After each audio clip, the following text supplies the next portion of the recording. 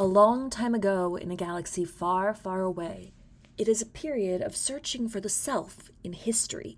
Intrepid filmmaker Cheryl sets out on a quest to find the elusive and beautiful watermelon woman of the old films she's studying, and in the process, comes to know herself and her community all the more closely. Hers is a journey that will touch on some themes not nearly explored enough by the mainstream, in more ways than one. The Watermelon Woman contains explicit depictions of sex and focuses heavily on the history of systemic racism in Hollywood. Please proceed according to your needs and comfort level. This podcast is for entertainment purposes only. The views expressed therein are solely those of the speakers and do not necessarily reflect the views of their employers.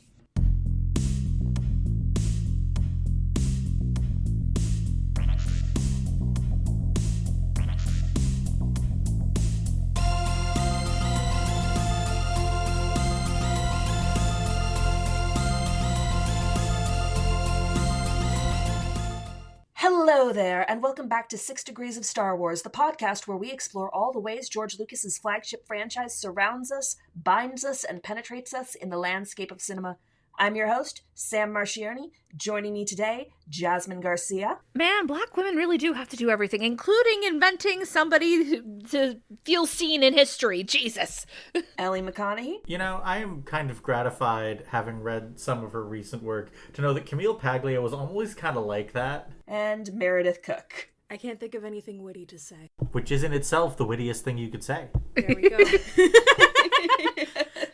Welcome, listeners, to our February 1st Black History Month / Romance Month episode. Does this count as a romance? I think this counts as a romance. I think so. Definitely, yeah. Not a successful romance, but a romance nonetheless. Well, we have I'm blanking on her name. Faye and her long-term lover. Faye and June, that's true. Faye and June. Faye and June just sounds like an old-timey pair of lovers, but for context, listeners, if you missed the end of the last episode, we are covering Cheryl Dunye's 1996 film, The Watermelon Woman, which is a degree 6 by way of Guinevere Turner, who was in American Psycho with Justin Theroux, who had a small cameo in The Last Jedi. She also wrote American Psycho, and a film that is referenced in this movie, Go Fish. I think she starred in that one too. I haven't seen Go Fish, and honestly, part of this movie was just reminding me how basic I am in my film tastes. Like, I haven't seen Aliens. I haven't actually seen Carrie. I've read Carrie and I know Carrie. And like, a lot of the films that are referenced, I know that some of them we have given away the game by admitting The Watermelon Woman is fictional. But God, I need to be more pretentious, I think. No, I was gonna put it as I need to be more well-read. But you need to be more adventurous. Let's go with that. Exactly, yeah. That was definitely one of my takeaways from the film is like, God, I don't recognize any of these names and I should. I'm going to throw out there one of my favorite quotes by, I think, the last real man standing of the weird directors of the 70s. Get out more. See a fucked up movie. Mm-hmm. Thank you, John Waters. Meanwhile, here I am with my Carrie Funko Pop. I could have parented her. And I was on Ellie's episode on Aliens, so... Mm-hmm. Yeah, I'm a squishy little baby. I'm still kind of recovering from I Saw the TV Glow. I mean, you never stop recovering from I Saw the TV Glow is the conclusion I've drawn. Yeah. Although, context, today, before I watched The Watermelon Woman, I did go out and I did finally get around to seeing Nosferatu. And, I'm still not okay with that either. Like, ew. Yeah, you're not supposed to be. If I had a nickel for every 2024 fantasy film in which the main character, a woman who no one listens to until it's too late, prepares to do battle with the villain of the film, a man with a psychosexual obsession with her, I would have 2 nickels. It's a lot, but it is weird that it happened twice. In a wedding dress, even. In a wedding dress. Yeah. Yep, but no wedding dresses in this movie. This movie is more in the... well, honestly, when I was growing up, I called it the Lin-Manuel Miranda / Tina Fey school of, okay, I'll do it myself. But, you know, there's a long history of directors being like, it's not there for me, so I'll do it myself. And Cheryl Dunye is definitely predating both Lin-Manuel Miranda and Tina Fey. Ain't it always the way? Mm-hmm. Black women doing it first, yeah. So she references several major blaxploitation films in this movie, and one of the directors who gets name dropped in this film very prominently is, of course, Spike Lee. And I feel like, I don't know if Spike Lee's ever done proper historical fiction like this, but he's definitely working in the same, like, okay, if I can't see myself there, I'll just do it my fucking self. And that's what blaxploitation films were, too. Black Klansman would be historical, right? Yeah. It's historical, but it's not historical fiction. It is based on a real incident. Also true. Okay.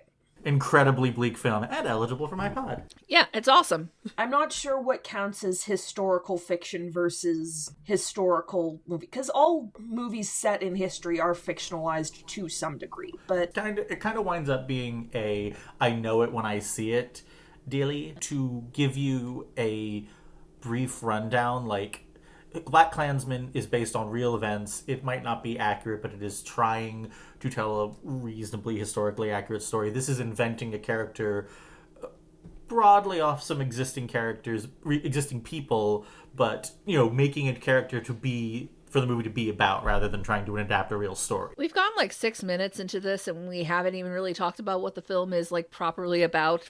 And let's face it, a good chunk of our listening audience have probably never heard of it, or if they have heard of it, it's because of Browse Hell Top. hi, Kyle. Hi, Kyle. Hi, Kyle. Because that's how I first heard of it, and That is it's been also on my a- watch list ever since. So thank you, Sam, for giving me the push to finally see it. Yeah, I think that's 2 Kyle movies that I've now actually seen because of this podcast. I mean, like, as a young queer, we'll say girl, for my 2000, this is one of the movies that, like, I always wanted to track down. It was incredibly hard to find, even yo-ho-hoing in the 2000s, because it was just, like, basically out of print. So Thank you, Canopy. Thank you, Canopy. Honestly, that might be the most relatable part of this, as somebody with a grad school degree, is watching poor Cheryl bounce around Pennsylvania trying to find any reference. And that fucking librarian, I could have throttled him. I know, right? He gives all librarians a bad name. So unhelpful. And yeah, this was before. This takes place literally just before the internet could have been of any help to her. So that's even more impressive. A really sad thing, though, you could probably remake this movie today and make it about, like, AI sludge cramming up the works. That's what I was going to say. Like, the movie is about a lot of stuff, about identity and womanhood and race and gender and sexuality and lots of stuff. But one of the main things I feel like it's about is about the collapse of history and the inability of certain groups of people, namely not cis-het white dudes, to maintain their history. And, like, we're watching it happen again in real time as the internet gets harder and harder to use to find any information. Exactly. So I saw The Watermelon Woman a couple years ago on Thank You, Canopy. And then I started writing my first full-length play. I may have talked about it on a couple other podcasts, but it's about a lesbian bar in Chicago in World War II era. And even online, you would think with the internet, I'd be able to find out there'd be like so many more references about this time in history. And I looked again and again, and it was like, oh, gay bars weren't really a thing. And I'm like, there's no way that's true. And well, during that time period. But anyway, I saw a lot of Cheryl I felt really connected to Cheryl watching the movie again this time, just searching for that history. Yeah, no, I know that we all hate him, and I also curse his name, but I literally did not know that Hattie McDaniel was queer until I found out about Ryan Murphy's Hollywood Netflix series, where he depicted her not only as queer, but as in a relationship with Tallulah Bankhead. And I looked up and like, wait, is that some Ryan Murphy bullshit? And then I'm like, oh, she was actually queer. Okay. Hell is slightly less hot, Ryan Murphy. Hell is slightly less hot. No, Hell is still so hot, Ryan Murphy. Hell is still pretty hot. They put We're one going to ice choose cube to into give hell that for point you. to Janet Mock, not to Ryan Murphy. Fair enough. There we go. I mean, like, one of the things about old Hollywood that is surprising to learn in retrospect is just how regularly queer people were behind or in front of the camera. Yep. You know, the I don't remember, her name is escaping me. The woman, the director in this film. Cheryl Dunye or No, the director the in-universe director. Oh, Paige. Page. Martha Page. Martha Page. Yes. I don't know if Dunye has ever gone on record to say who she's based on, but I really feel like she's based on Dorothy Arzner, who is a very famous director, and was pretty much like everyone knew she was gay back when she was directing in the 30s. Hollywood was not always quite as much of a sausage fest, for want of a better term. I'm sorry. I completely lost the room. Okay, sorry. No, I think we all agree it's just more of a than a I know. ha-ha at this point. We're all just kind of bummed out sitting here thinking about, like, okay. Yeah. I mean, I'm bummed out in general today, so let's talk about this wonderful film. This wonderful film. I loved how much of a time capsule this was to what it was like to be a black lesbian in Philadelphia in the early 90s. And I just loved how much of this was... I'm a sucker for an exploration of how an artist makes their art. I will always be a sucker for that. And yes, bonus points if it is from a marginalized point of view. It was really funny because this was kind of like a subversion of the stereotypical artist biopic where the artist destroys themselves in pursuit of the one great work, and they sacrifice their personal life and their friendships, etc., and everything is terrible, but in the end it was all worth it because I made an art. Look, I made an art. Where there never was Finishing an the art. I mean, the relationship between the creation of art and the annihilation of self is one of my favorite themes. I'm okay. You don't have to inquire about that. God. I also want to stress, looking at this cast list, just how much of a fucking nerd Cheryl Dunye is. She's absolutely. a nerd. That she got all these philosophy professors and educators, like, Ellie made us promise not to let her go in too far on Camille Paglia, so we won't, but, like, Cheryl Clark is in there as June Walker, and she's a really respected essayist and community activist. There's the street musician is Toshi Reagon. The librarian is also an essaying journalist, David Rakoff. It's just wild to imagine Cheryl Dunye calling up all these people to get them involved in her movie. It's clear she really wanted to highlight these people and just the subculture that she inhabits in general, and I think that's really cool. Yeah, it is really cool. It also, it kind of reminds me a little bit of the movie Born in Flames by Lizzie Borden, which features, among other things, a cameo from Catherine Bigelow when Bigelow was very, very early in her career. Oh, wow. We'll save that for another day, though. God, this is... it's such a...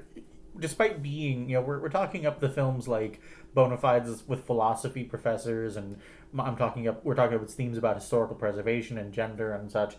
But when you actually go and watch it, it's actually a very light film. Yeah, it's very laid back, and I think that's also part of it, is kind of just stripping out all the drama. Pomp.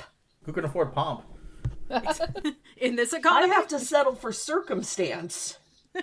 But yeah, it's very casual and very approachable, and I would recommend this even for screenings in high school, except for the fact that there's one specific scene. Yeah. We would at very least need a permission slip. I watched Clerks in a high school film class, and they had to talk the MPAA into letting them rate that R because the MPAA saw how often they cursed. It was like, are you kidding me? Yeah, I mean, do not at all take this as me, clutching at my pearls and siding with fucking Peter Hoekstra or whatever. Sex like that, not for me. sex in general, not for me, but let the lesbians do what they're doing. You know, if they're having fun, they're not hurting anybody, nobody's getting pregnant, they're good. Okay, there are situations in which lesbians might have sex with each other and one of them gets pregnant, because trans lesbians are lesbians, and you don't have to have gender confirmation surgery to be a valid lesbian. Damn right. To do a callback to some of like the artier films that I'm into, one of my Discord status right now has been for several days, why don't you go watch Chantal Ackerman have lesbian sex for 11 minutes and maybe you'll calm down. Oh God. Yeah, I quite enjoyed that scene as a woman enjoyer myself. I was thinking about how this, from my understanding, correct me if I'm wrong, this is Cheryl's first full-length film, and That's impressive. imagining myself as the filmmaker, A, this is an amazing first film, B, you're the one having the sex scene and directing your own sex scene and like showing your body in a very revealing way. First feature film, and your heart, soul, and body are right there on cellophane for everyone to see. That feels both very like, that's, as a performer, I feel like that can be both like a really vulnerable thing and also like a really liberating thing to do. And your first feature, that's all the props to Cheryl. I actually started watching it like, is this going to be like an artsy fartsy tasteful kind of thing, and like, oh nope, there's the nipple. Not to say that nipples can't be tasteful, it's just, you know, there's kind of a line, like, I don't, to compare it with another lesbian romance movie we've seen on this podcast, Bound, I don't remember seeing nipples in Bound.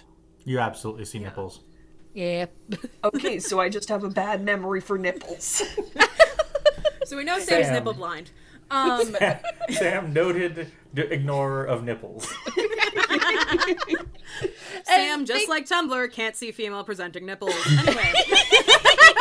Listen, they're just technically meant to feed a baby. That is true. That is true. But I think that also goes back to like the pared down and unpluggedness of this film, where like there's no flowy curtains, there's no pomp or circumstance to any of the scenes. It's just presenting, I was gonna say the facts, but like just presenting the scenes as they are. It's just sex, it's just them talking in a video store. Just fucking. It's just fucking. There's not even really a lot of fancy camera work. Oh, that's what I was gonna say. Like, as a film in the is 96 mid or late 90s, mid to late 90s, like, it almost feels like a proto found footage film, and like that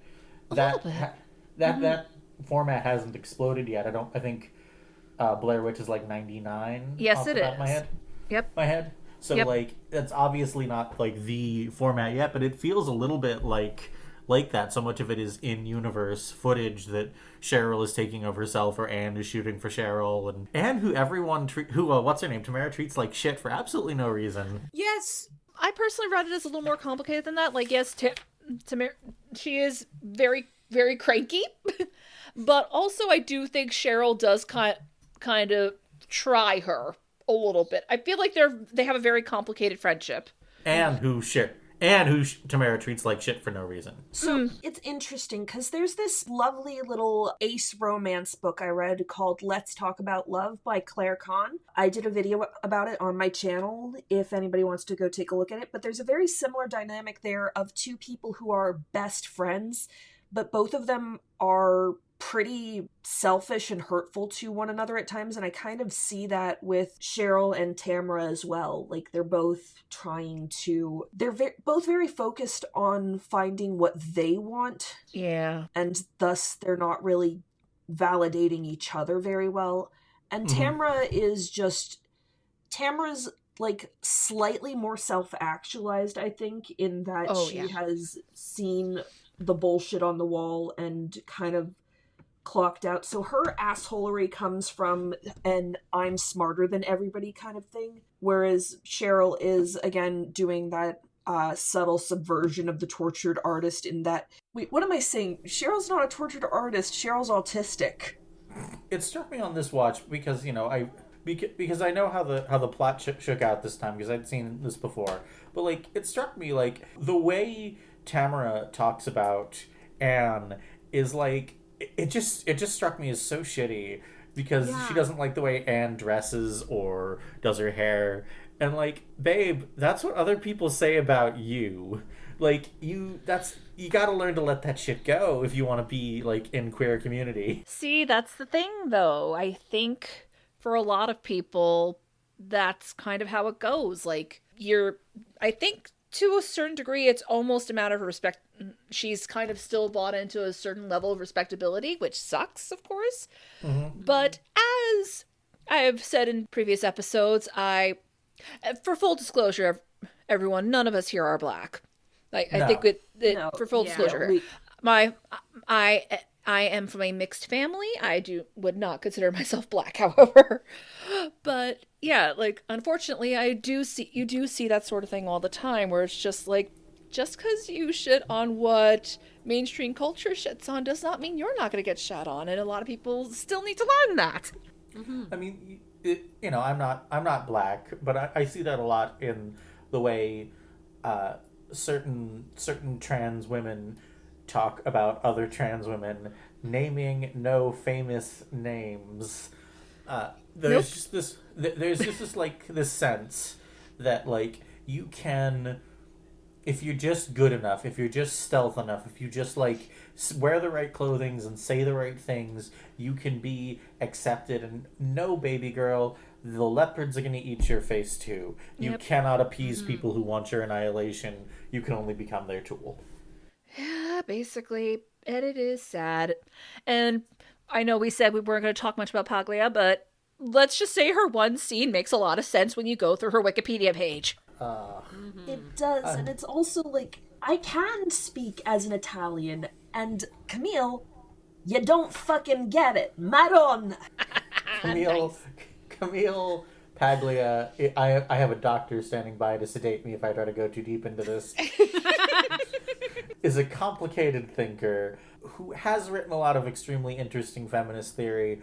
Unfortunately, she kind of lost her mind, and, like, what this is reminding me is, like, no, that's always it's there's some unresolved stuff going on in her writing that I'm not going to go into, but she has some extremely shitty opinions, and I can't tell how much of her appearance here is self-satire, but I think she was always kind of like that. Like, the brainworms do not grow out of nothing. Yeah, no. It felt like this performance was very authentic.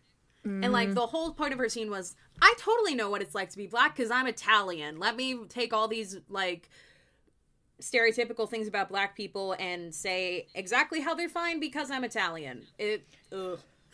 Yeah, no, I don't care if you had a big, beautiful nonna making you pasta and feeding you time and again. What am I saying? I didn't even have a big, beautiful nonna, but the point is, you are still coming from a white culture where you were in the predominant socioeconomic group.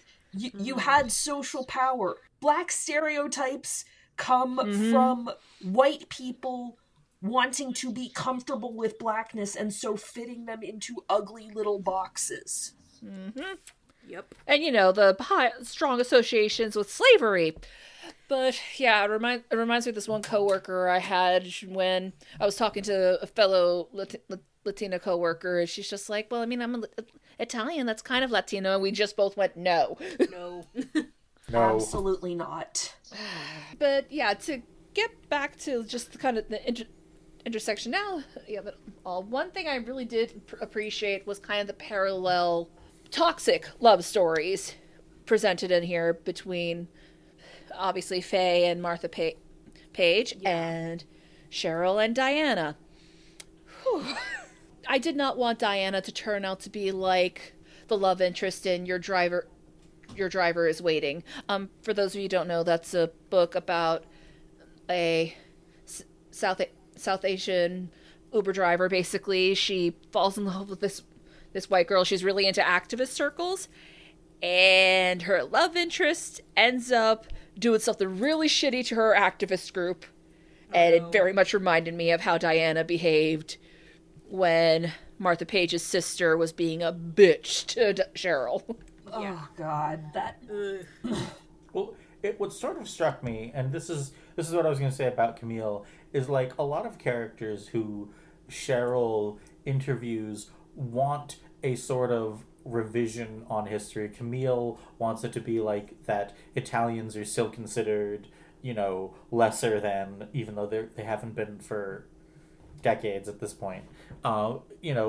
Even, and this goes all the way, obviously Paige's sister wants to pretend that her sister was straight, and even all the way up to June, June says to Cheryl, like, I think that she would want to remember she was in those movies. You should mention that she was in a relationship with this woman. Like, no, what do you want me to do? Leave out history? I don't know. It's just interesting how many people want to pretend that parts of the past don't exist. Even in this movie. And I mean, that's kind of how it is in real life. Lots of people don't want aspects of history to exist for their own reasons and agendas. Hi, this is a request from 6 Degrees of Star Wars. We would like to stop living through major historical events that have already happened. Please! Amen. Well, given that France is about to be on its, 5th or 6th republic at this point, in, inside of, 10 years, bad news, no. Melt. Can we borrow some of their energy at least, please? Yeah, I'm down for that. Anyway, I'm actually kind of disappointed that there was one thing we didn't get, and that was, I think there was a missed opportunity to not have, a Faye Richards song play over the credits. I know Faye Richards was made up, but sadly, could Lisa Marie Bronson not sing, and so they didn't end up, recording a song? I think that would have been really cool to, keep up the illusion. Yeah, because I gotta say, when I first realized that Faye Richardson's whole story was in fact fictionalized, I was a little heartbroken. Yeah. Yeah, a little bit. And also, towards the end, she also gave me, among other things, a little bit of an Eartha Kitt vibe. Did anybody else clock that? Kind of. I also got a little Eartha Kitt energy. A little bit. Definitely. It may also just be that I am obsessed with Eartha Kitt. I adore Eartha Kitt. Who That is so is fair. it? It wouldn't surprise me if there was some inspiration there. There was one other, so when Cheryl is going through all of the files at Clit, which is the best name, guys, Incredible. we found it. Oh, God. But God, that archivist was also so obnoxious. My God. So, Oh, my God. yes, the black I section is wanted to very punch separate. her. Ugh. Anyway, when she was going through all those papers, I saw a photo of another black performer that I recognized. And I took a history of burlesque class, and there was a photo of this black lesbian in a white top hat and tux. And I was like, oh my God, I totally recognize her, but I couldn't quite remember her name. I looked it up. It's Gladys Bentley. And I saw I'm pretty sure we saw Faye in that top hat and tux look. That is very close to Gladys Bentley. Oh, she's hot. Oh my God, she's so hot. Was Sister Rosetta Thorpe in a photo, in one of the photos that Cheryl showed earlier in the film as well? I'm pretty sure that was her in one of them. I could be wrong, but anyway. Maybe. But yeah, it felt like that was kind of the point that the film was making, was I recognized this iconography, but I didn't know her name, and I wouldn't have known her history unless I had taken that class. I saw the one Tumblr post that talked about her a lot. Gladys Bentley was so fucking cool. She was so cool. I mean, the looking over Gladys Bentley's page that you just linked, Sam, it strikes me that perhaps the reason, I could make this a sarcastic point, but the actual thought that I had is it occurs to me that if you wanted to tell a story about a real person rather than invent one, as Cheryl Dunye did, you would have to the plot of the movie would have to bend around her real life, whereas in this case she gets to mold it to make the point she wants to make. Because, I mean, there is so much of paint by numbers biopic nonsense now. Ellie, you've been subjected to a good portion of it, given that you run an Oscars podcast, but at this point you can basically, at the very least, mock up a trailer for important person biopic in a world where non-progressive thing happened. One man dared to progressive thing. And One man dared to be a monkey. Sorry. One man dared to be a monkey. Well, like, so I haven't seen the new Bob Dylan biopic, but I have heard that it's good. But one of the things that sort of, like, that I say is, like, a guiding principle for biopics in general is rather than trying to tell the whole life story of a person in 2 hours and change, they usually pick a theme they want to explore through that person's life. You know, the two examples I go back to are I'm Not There, which is a biopic about Bob Dylan where he's played by Woody Harrelson and Heath Ledger and Cate Blanchett, and, you know, because it's about how Bob Dylan is a chameleon who changes his style a lot. And I don't remember the name of it. I heard about that, yeah. It's a great film. Sam, you can take a shot, because I referenced Todd Haynes, one of my favorite directors. And I can't remember the name of the other one. It's named after a Beach Boys song. It's a Beach Boys biopic that intercuts Brian Wilson trying to write Pet Sounds with Brian Wilson trying to escape Dr. Landy's abusive conservatorship years later. And it's an interesting biopic because it's about one specific idea rather than trying to tell the entire history of the Beach Boys, which is frankly a deranged history. Yeah, it seems like that would require, like, a full series, to be honest. Absolutely. But you are right. Like, I didn't even think of this as almost like a biopic, but it really is. It's just, you know, the subject of it is fictionalized. And now I am mentally comparing it to The Lady from the Black Lagoon as well. That was an actual biography, but also the author used it to kind of discuss her own experiences that paralleled the woman who actually designed the creature from the Black Lagoon and was buried by Hollywood. Wait, is this a literal burying or a metaphorical burying? Because Metaphorical. you can't rule it out with old Hollywood. Yeah, You are really so can't. right, but no, like, basically, oh god, I can't even remember his name, which good, but Millicent Patrick was an animator. Actually, she designed Chernobog from Fantasia.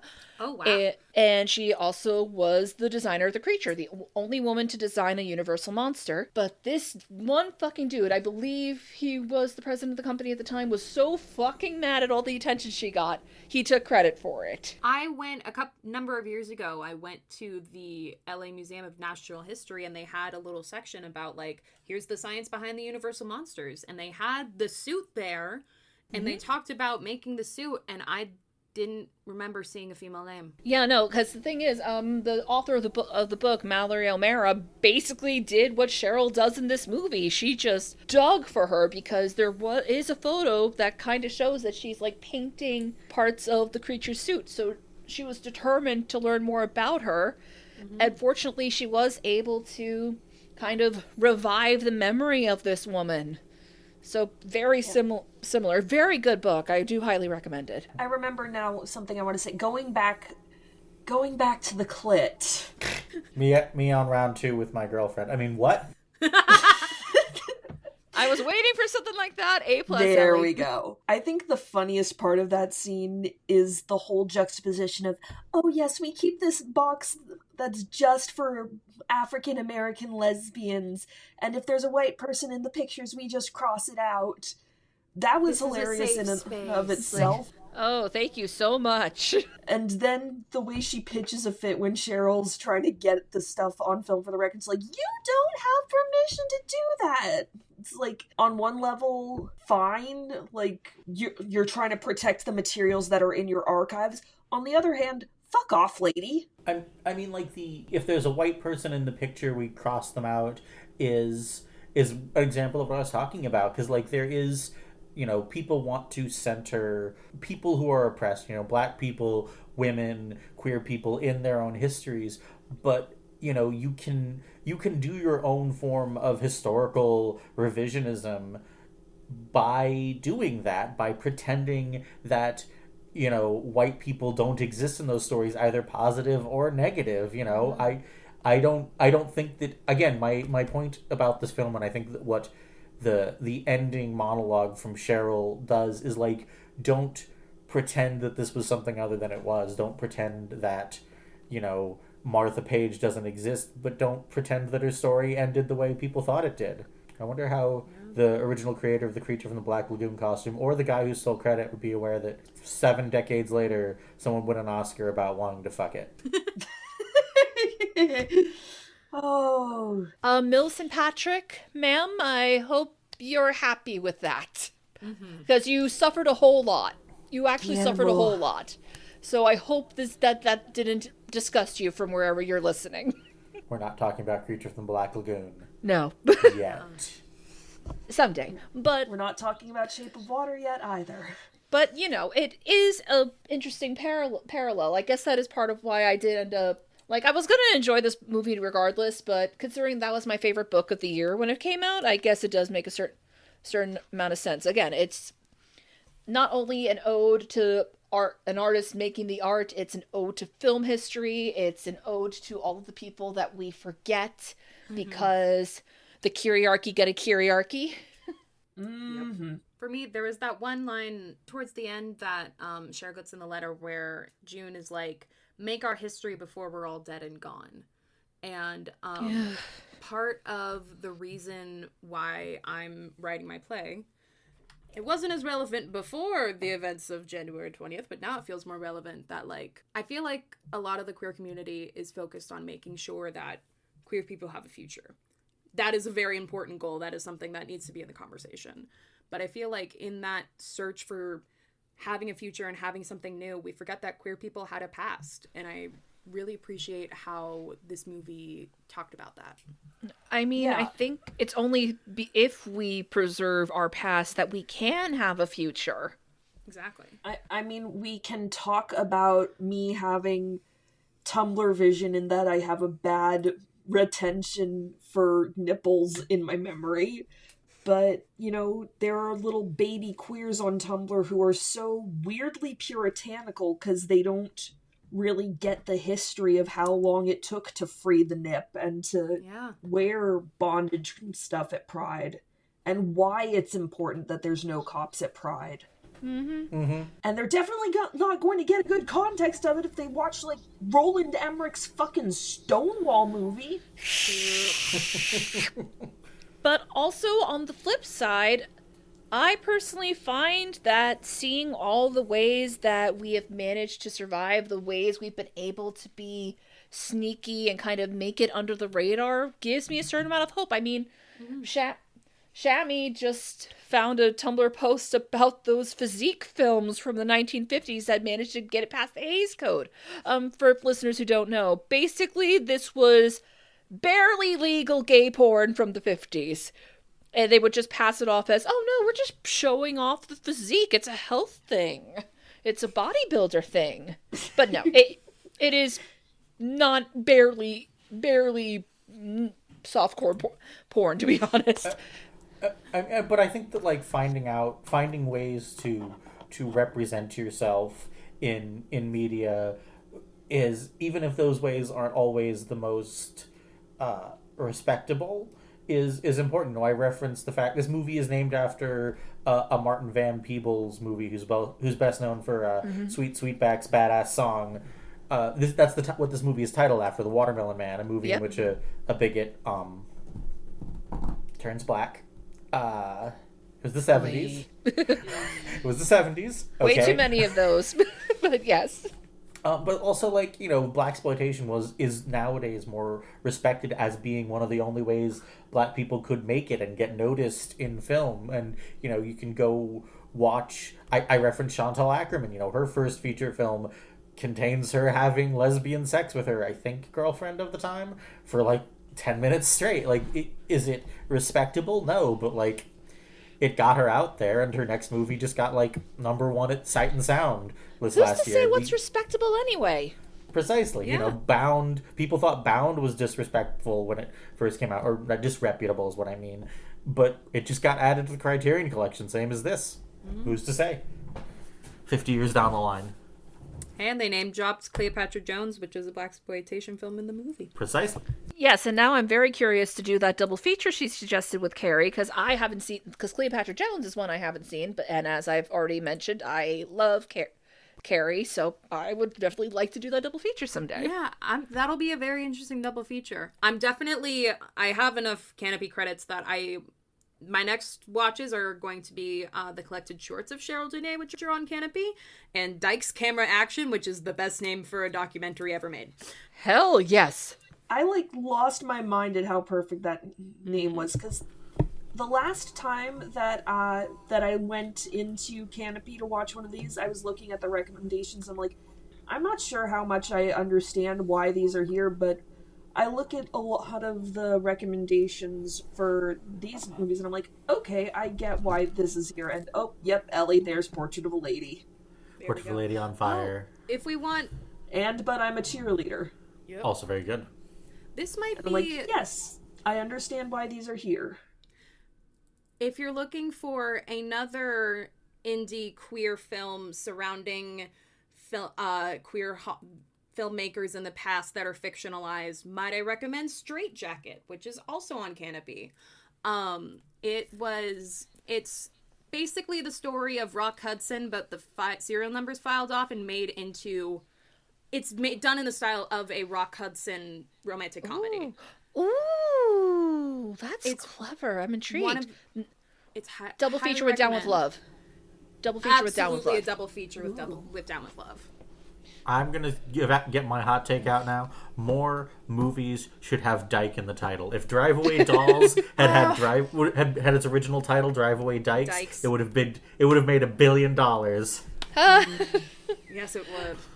But I might have enjoyed Dix the Musical if it had been Dykes the Musical instead, but I have complicated feelings on Dix the Musical. All right, I'm calling up Hollywood right now. We're making that. Sam, get writing music. I don't know music. I can do it Mel Brooks style with humming. Okay, but a requirement I have is that we have to get Megan Thee Stallion in it. God, There we do. Yes, I don't know why, but I feel like Megan Thee Stallion would love this movie. I hope so. Yeah. I mean, isn't she bisexual? She is bisexual. It's not just that she's a member bisexual. of the family. It's that I think she and Cheryl Dunye kind of have a very similar energy as people. Interesting. That isn't a comparison that I thought of, but it's interesting. Nope, I'll have to think about that more. I'll have to ponder that. I'll have to swish it around like a wine glass. Yes. It's interesting how laid back this film is, given a lot of the other major black films of the late 90s to early 2000s, where Menace to Society is very famous. Spike Lee is, I think, 2 or 3 years away from Bamboozled when this came out, which is God, Bamboozled makes me lose my mind. it's a fascinating film. It is probably Spike Lee's angriest film. That is a high bar to clear. I know nothing about Bamboozle. I will definitely look it up. It is... I saw Bamboozled in high school, actually, and it is about a TV producer who wants to try and get out of his contract, so he tries to make the most offensive show possible by making a modern minstrel show complete with blackface. Oh, shit. And it becomes popular. Oh, of course it does. It is so... Something springtime for Hitler. It is so cynical. It is such an angry, pissed off film. Honestly, Spike was extremely angry at this point in his career.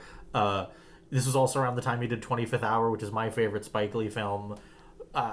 It's just like, this was an extremely, and he is, unfortunately, to my mind at least, the biggest name in black film for a very long time. Until very recently, he was like one of the only names that a white audience could be expected to know. Yeah. And like this one, you hope...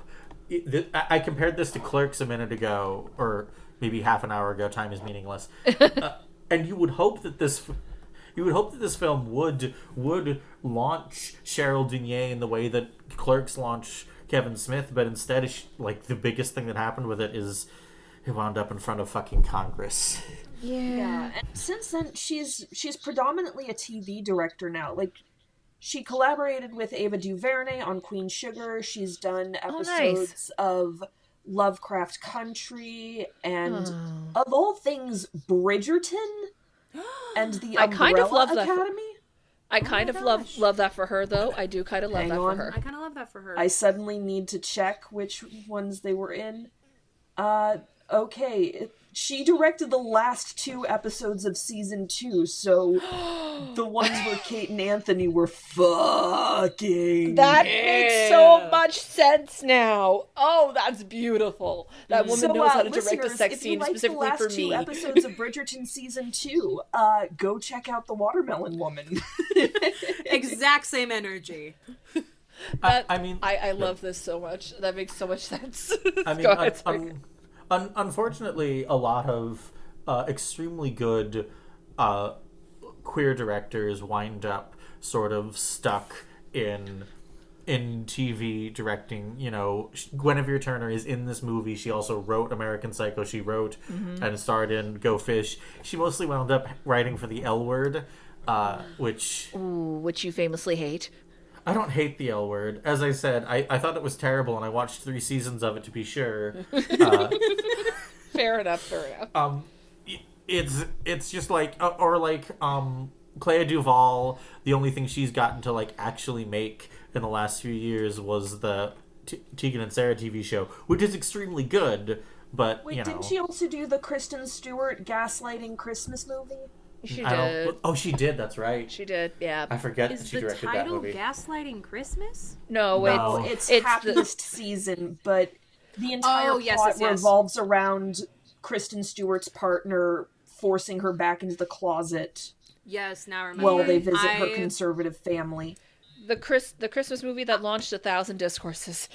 I heard Kristen Stewart and I registered Christian Chenoweth, and I was real confused for a second. Thank you. I love me some Kristen Chenoweth. She's done a couple of Christmas movies, but anyway. She's done a couple Christmas movies. I'm gonna go ahead and say they're very different actresses, and I think one of them is better than the other. I'm not saying which one because I know that some people get mad at me if I say who I think. I know you as a person, and I forgive you. How about that? I love you, Jazz. I love you, too. Let's just say that they're very different actresses. They are. We should not be pitting 2 bad bitches against each other. Mm-hmm. I'm just very defensive of Case, too. No, and that's valid. You have every right to be. But anyway. But it's so funny how much this movie has inspired arguably more discussion of other films than of this film, even though this is a fantastic film. It's kind of one of those things where it's like there are some movies that are so good that it's hard to talk about them. You just kind of have to see it. Yeah, that's another thing, is that I think all of us are worried about gilding the lily because it's such a simple film. Mm-hmm. That is so true. It's a simple film that you have to experience for yourself, because I think the goal is to go on the journey with Cheryl to get to that reveal at the end that again we ruined the twist, but in fairness, Kyle ruined the twist for me and I still ended up loving it. Well, it's been so long that I actually forgot the twist, and then I watched this, and I got to the end, and I'm like, wait, what? Oh, you got through the heartbreak all over again. I'm so sorry. A good film can survive its twist being ruined, this movie, Arrival, The Sixth Sense, if your twist is actually good and works with the plot of your movie, you can survive knowing it. Oh, for sure. Compare... I'm sorry to have to reference this movie in an episode about the watermelon. Compare Saw, where if you know the twist, the entire section in the bathroom is really boring. That's fair. I know nothing about Saw, and let's keep it that way, I guess. Yeah, keep that up. I do want to say, Cheryl Dunye is also just weirdly compelling as a performer, too, I feel like. Oh, like, there's just something very, very charming. Especially, while she's, basically predating Vine and TikTok by mouthing along with some of Faye's movies. She's clearly having a blast doing this. And as much as Diana ended up being a disappointment, I can understand why she was immediately taken with her. Yeah. And same with the actress who played Faye, of course. Mm-hmm. Yeah, the actress that played Faye is stunning. All these people are really hot. True. That and everybody here is very, very sapphic. Yes. To quote a fellow female director's seminal work, Greta Gerwig, women. I just think women. God. Women indeed. Women. Watermelon Woman, come for the lesbians, stay for the commentary on culture. I mean, like, you know, we're talking a lot about other movies because this is a movie influenced and about a lot of other movies. Yeah. You know, it's not, we're not pulling this from nothing. It's about people's relationship to art and how both creating and consuming it. And how you can enjoy the historical stuff, but also recognize, yeah, there wasn't a lot of room for someone like you there. And there should be, like, as banger as the last 2 episodes of season 2 of Bridgerton are, you should be up there with, like, Nia DaCosta and Ava DuVernay. Like, I get that you've worked with Ava DuVernay, so that's kind of a bad example, but, like, you should be getting $100 million budget movies, Cheryl Dunye. Absolutely. Yes. It was really heartbreaking at the end of the film when she's like, I have more to say. And she's like speaking directly to the camera before revealing the Watermelon Woman's story. And she's like, I have more to say, but this is the film that she's most known for. And her words haven't reached a lot of people yet. And they absolutely should. Good fucking movie. Great movie. I mean, I guess we better ask it then, huh? Well, the last thought that I was just going to say, like, the last thought I was going to share is the next movie I am covering for my pod is The Piano, which is an incredible film if you've never seen it. But it's directed by Jane Campion, who is a great director and who only gets to make a movie once every, like, 10 years because regardless of how good a director she is, they're just, like, she had one movie that bombed and there just isn't that tolerance for whiffing in if you're not if you're not cishet white dude. You know, the same thing with this movie. You know, was it a success? And you can argue that it was a very cheap movie, but it got people's ire. It got Congress aimed at the endowment for the arts, and you know, that's your career shot in the head. It's really not fair that we're still in an age where women will get maybe one chance and then we never hear from them again if the chance is quote unquote squandered. And it gets even harder if, like, you're also a woman of color. Like, Chloe Zhao basically hasn't made a peep since Eternals, which I think was unfair because I actually enjoyed Eternals, but... She's working on a Dracula. There's still hope. I know she's working on a Dracula, and she's working on a Shakespeare biopic called Hamnet. Yes, it's based off the novel. She lost so much goodwill because of Eternals, and it was unfair. No, for sure. And...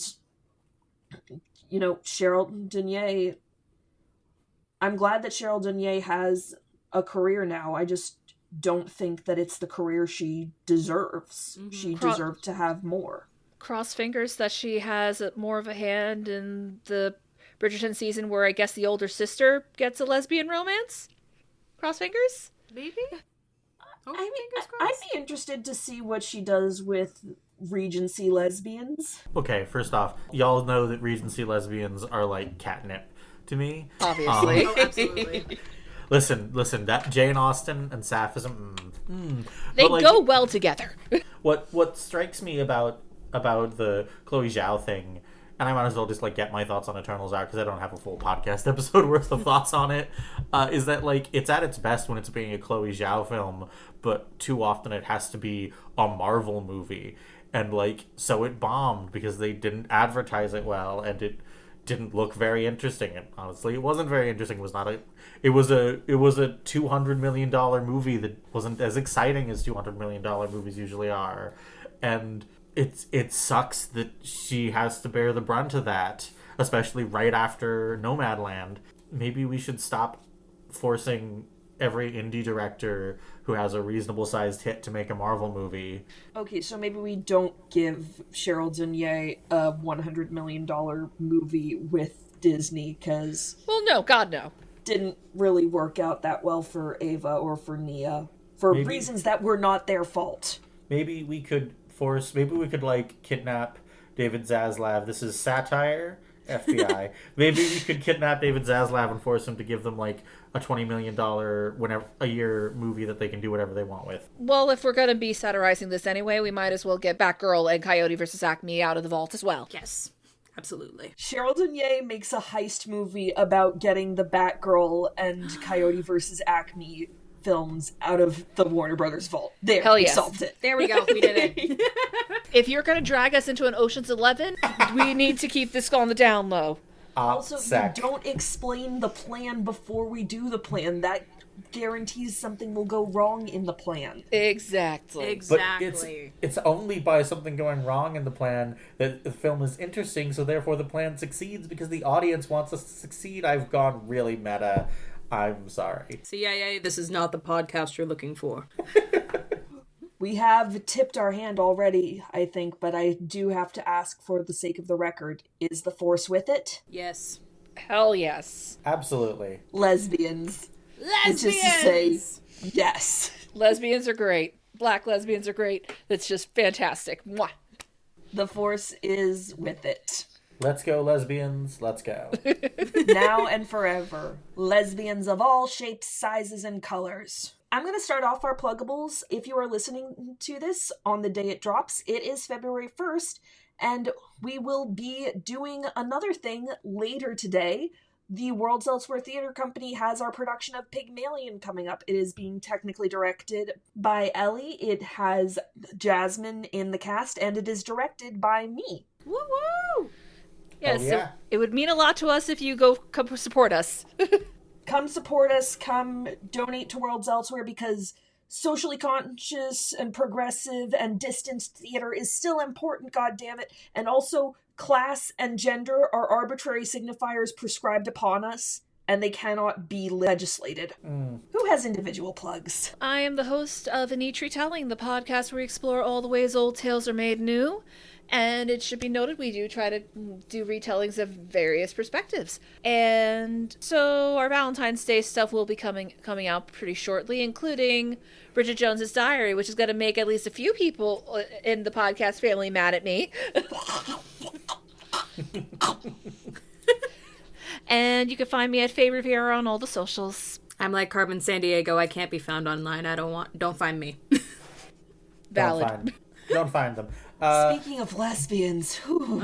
Well, I'm not a lesbian, but I do like women a lot. I'm found at LSR42 on Bluesky, Medium, and Letterboxd. You can find me on Tumblr at Football and Tuxedos, and as indicated several times, I am the host of The Biggest Night in Podcasting, where we choose a randomly selected Oscar-winning film and chat about it. And in the spirit of Star Wars to be there for the people who need us, this episode's mutual fund spotlight goes to Sisters Philly Transgender Resource Center, which aims to support the BIPOC trans community across the Commonwealth of Pennsylvania and is trying to expand from Allegheny County out to Philadelphia. The GoFundMe link can be found in the description for this podcast, as well as on my various socials under my new handle, Demisem. Our theme music is provided by Refractory Period, the two girls, one beat synth pop sensation. You can follow them on Instagram at Refractory Period, the band. To further support this podcast, please subscribe to us on your platform of choice, leave reviews, and share with your friends to boost our visibility, and consider joining our Patreon. And now, it's time to turn to the Chance Cube to decide where our journey takes us next.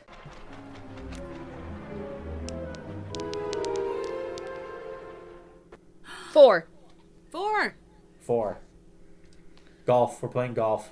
It's a 4, which means next up is Love Lies Bleeding. Let's go, Most, lesbians. most romantic movie of the 2010s. I'm not bending on this. Wouldn't it be 2020s at this point? We will see you during a more romantic time. Until then, stay safe, stay strong, stay beautiful, and may the Force be with you.